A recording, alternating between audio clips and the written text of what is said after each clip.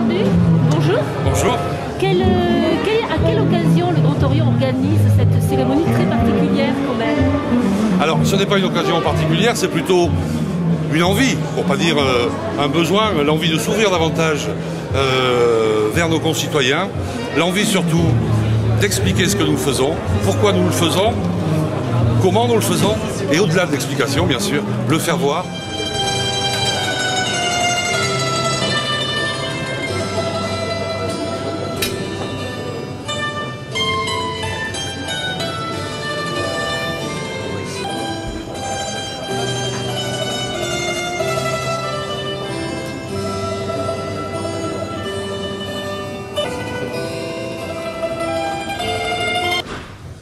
Quel que soit le temple maçonnique que vous pourriez avoir l'occasion de visiter par-delà le monde, quelles que soient les obédiences, quelle que soit l'époque, cette disposition existe toujours, a toujours existé.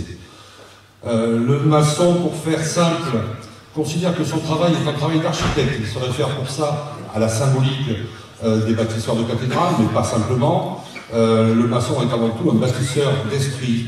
Nous nous appelons des maçons spéculatifs.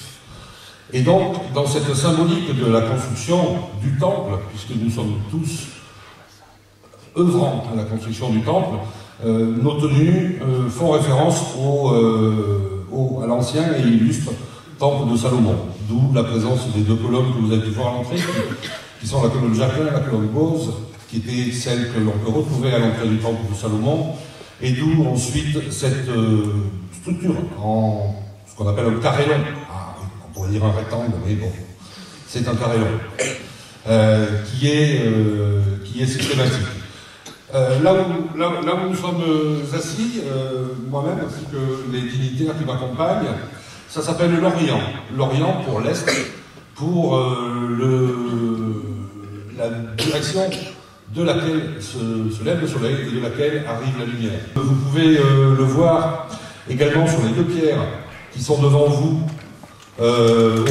normalement dans les troncs-pieds de l'Orient, mais là elles sont là pour être bien visibles. Ces deux pierres représentent la naissance de notre travail, depuis la pierre brute, qui vient d'être issue de sa carrière, jusqu'à la pierre polie à pointe, qui est le travail achevé.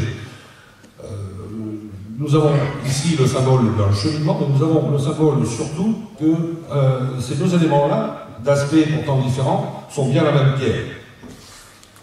La pierre qui est ici, lorsqu'elle aura été travaillée avec les outils qui sont dessus, elle deviendra, grâce à l'art de l'artisan et grâce à son courage, elle deviendra une pierre taillée. Ce qui veut dire que tout est perfectible. Il n'y a pas des pierres brutes qui resteront définitivement brutes et des pierres taillées qui sont nées pierres taillées. Tout n'est que chemin. Pour leur deuxième opus, la chorale vous a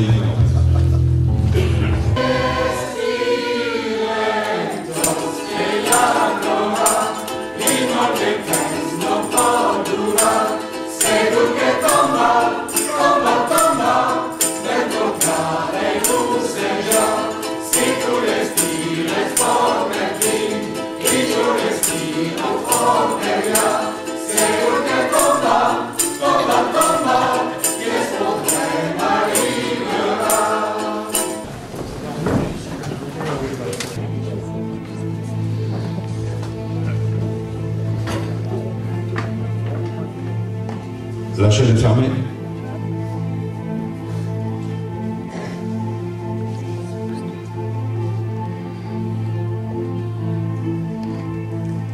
Que nos cœurs se rapprochent en même temps que nos mains. Que l'amour fraternel unisse tous les anneaux de cette chaîne, formée librement par nous. Comprenons la grandeur et la beauté de ce symbole. Inspirons-nous de son sens profond. Cette chaîne nous lie dans le temps, comme dans l'espace. Elle nous vient du passé et tend vers l'avenir. Par elle, nous sommes rattachés à la lignée de nos ancêtres, nos maîtres vénérés qui la formaient hier. Par elle, doivent s'unir les francs-maçons de tous les rites, de tous les pays. Enrichissant là de nombreux et solides anneaux de pur métal. Et et levant nos esprits vers l'idéal de notre ordre, efforçons-nous de rapprocher tous les hommes et toutes les femmes par la fraternité. Francs-maçons étendons la main droite. Mon frère Marcellus. Francs-maçons, étendons la main droite. Promettons de conserver les uns pour les autres la plus fraternelle affection et de travailler sans relâche à réaliser la fraternité universelle.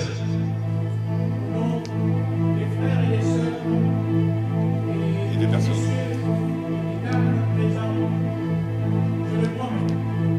Je prends acte de votre promesse. Mesdames, Messieurs, mes sœurs et frères, rompons la chaîne, nos cœurs resteront unis. C'est pour ça que nous avons été ravis d'accueillir tous nos visiteurs aujourd'hui, et surtout qu'ils soient venus aussi nombreux, puisque je crois que nous étions pas loin de 400. La salle était comble et nous en sommes ravis. On pense à Charlie, évidemment, du début de l'année, à ce qui s'est passé. Alors, est-ce que le Grand Orient a pris position? Est-ce que le Grand Orient s'est exprimé par rapport aux événements de Charlie? Le Grand Orient a pris position dès le 7 janvier. Mais le Grand Orient a pris la même position que l'ensemble du peuple français. Le Grand Orient fait entendre sa voix quand sa voix est nécessaire. Le mouvement qui a été initié par l'ensemble des républicains et l'ensemble du peuple français, le 11 janvier donc, était largement suffisant sans que le Grand Orient n'ait pas besoin de rajouter sa pierre. Bien sûr nous avons travaillé, bien sûr nous avons participé. Comme on le voit en tenue, c'est un des principes, lorsque l'orateur a parlé, le frère ou la sœur qui va demander la parole ensuite ne le fait que s'il a quelque chose à rajouter. Au soir du 11 janvier, le Grand Orient n'avait rien à rajouter.